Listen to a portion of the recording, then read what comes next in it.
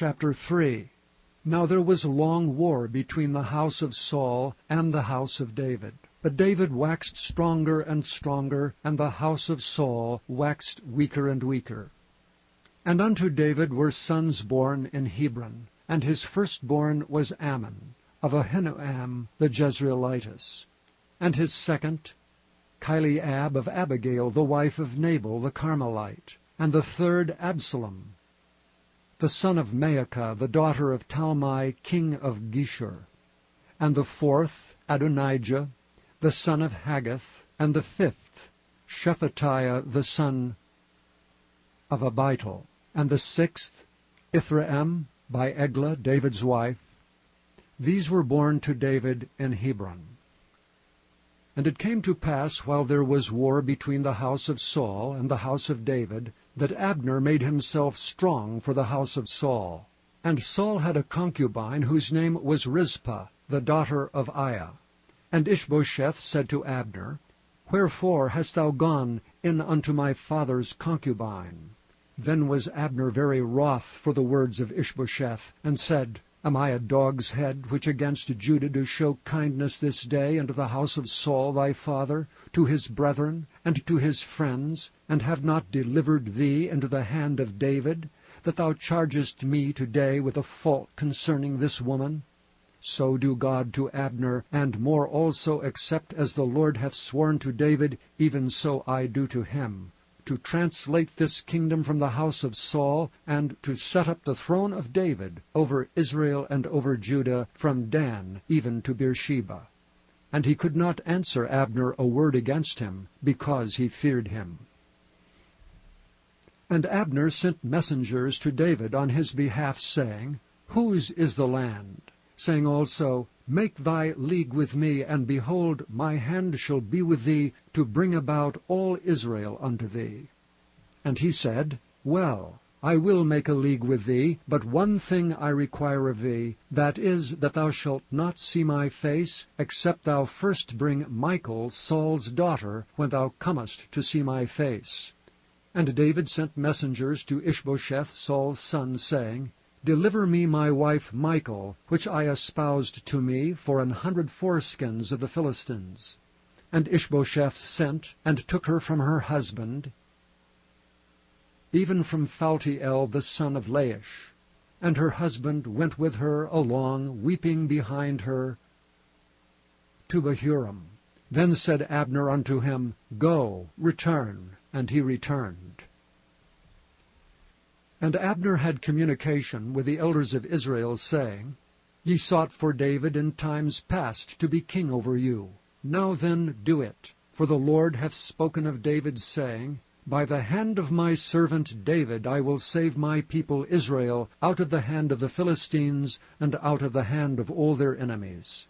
And Abner also spake in the ears of Benjamin. And Abner went also to speak in the ears of David in Hebron, all that seemed good to Israel, and that seemed good to the whole house of Benjamin. So Abner came to David to Hebron, and 20 men with him. And David made Abner and the men that were with him a feast. And Abner said unto David, I will arise and go, and will gather all Israel unto my lord the king, that they may make a league with thee, and that thou mayest reign over all that thine heart desireth. And David sent Abner away, and he went in peace. And behold, the servants of David and Joab came from pursuing a troop, and brought in a great spoil with them. But Abner was not with David in Hebron, for he had sent him away, and he was gone in peace. When Joab and all the host that was with him were come, they told Joab, saying, Abner the son of Ner came to the king, and he hath sent him away, and he is gone in peace. Then Joab came to the king, and said, What hast thou done? Behold, Abner came unto thee. Why is it that thou hast sent him away, and he is quite gone?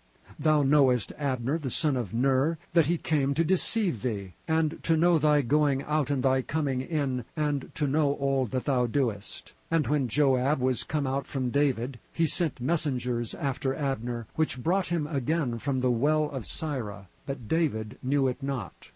And when Abner was returned to Hebron, Joab took him aside in the gate to speak with him quietly, and smote him there under the 5th rib that he died, for the blood of Asahel his brother. And afterward, when David heard it, he said, I and my kingdom are guiltless before the Lord forever from the blood of Abner the son of Ner. Let it rest on the head of Joab, and on all his father's house.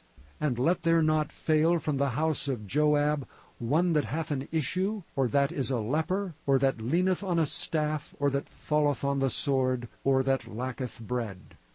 So Joab and Abishai his brothers slew Abner, because he had slain their brother Asahel at Gibeon in the battle.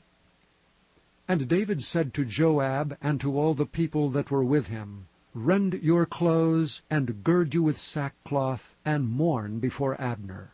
And King David himself followed the bier.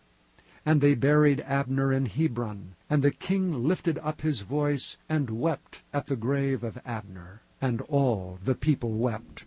And the king lamented over Abner, and said, Died Abner as a fool dieth? Thy hands were not bound, nor thy feet put into fetters. As a man falleth before wicked men, so fellest thou. And all the people wept again over him. And when all the people came to cause David to eat meat while it was yet day, David sware, saying, So do God to me, and more also, if I taste bread or aught else till the sun be down. And all the people took notice of it, and it pleased them, as whatsoever the king did pleased all the people. For all the people and all Israel understood that day that it was not of the king to slay Abner the son of Ner. And the king said unto his servants, Know ye not that there is a prince and a great man fallen this day in Israel? And I am this day weak, though anointed king, and these men, the sons of Zeruiah, be too hard for me. The Lord shall reward the doer of evil according to his wickedness.